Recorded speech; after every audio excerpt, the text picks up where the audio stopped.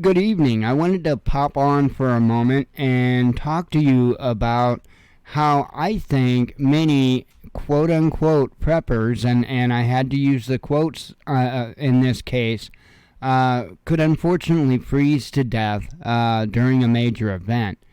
There are posts once again, and I see it happen every winter, make their rounds.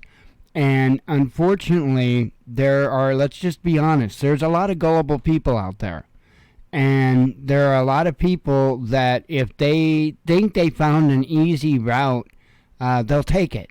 And then they'll just close that door, right? Because they took care of it.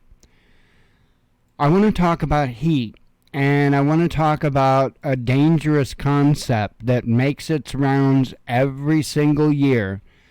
And if somebody is forced to rely on this, it could have pretty disastrous results. Before I even show you, I urge you, whatever method that you have derived to provide heat to stay warm enough to survive during SHTF, I urge you to please test it. Test it. And I don't mean for 5 minutes. I don't mean just a short amount of time. I mean, test your preps. See if it is enough to provide you enough warmth to be able to stay alive. And if not, guess what? You got to get back to the drawing board. Because this is a very important subject. And again, some of you probably already know what I'm going to be showing you. They make their rounds every single year. I see people sit there and talking about how good they work and all of that, and it's not true. It's not. And if you think it is, I want you to put it to the test. Now, mind you, if you live in a subtropical climate or something like that, you don't even need to worry about this for the most part. However, this is more geared for those of us that do deal with relatively cold weather climates and the dangers of some of this nonsense that goes around. So you've seen this undoubtedly a million times. You've seen different variations of the clay pots and the candles or what have you. You've seen these. It's nothing new. They make their rounds every year. Everybody talks about, not everybody, but you'll see a fair amount of people talk about how good of an idea it is and how it really works. And I'm begging you, if this is how you plan to stay warm, if the lights go out or whatever scenario you foresee happening, then please pick a cold night. Shut off your furnace or however it is that you normally heat your home and try it. If you really think it's going to be enough, try it. There are some of us that know a little bit about energy, and we know how little bit of heat that this actually creates.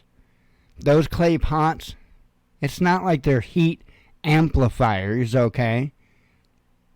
You still got, in the case that you're seeing right there on the one on the left, you've still got 4 tea lights powering it.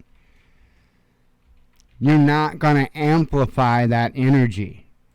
The only thing you can do is better capture the energy and distribute it, which is what the clay pot does.